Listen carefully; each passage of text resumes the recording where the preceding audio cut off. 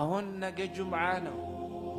ጁምዓን የሰገድነው ከሁለት ቀን በፊት ነው አይደለም የሚመስለው?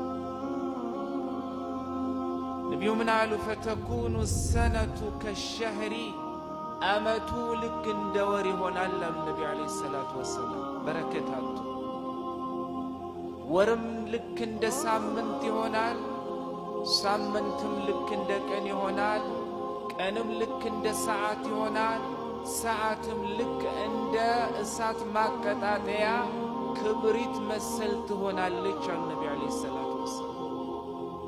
أسأل الله جل وعلا التوفيق في ما بقي بقروا جزي وسط الله سبحانه وتعالى توفيق يكتمل. سلازم يصفر جزي لين يعلن إخواني بزو مسلم مؤمن بزو رجم على ما سل دنيا ميعلم بزمن لا علن ميعلنه يكرون جزي تتقمو لنجم بجام تفجرجرو أمنا يعني مسرات يالبز زمن لا يدرسنا النشوة دي إخواني والله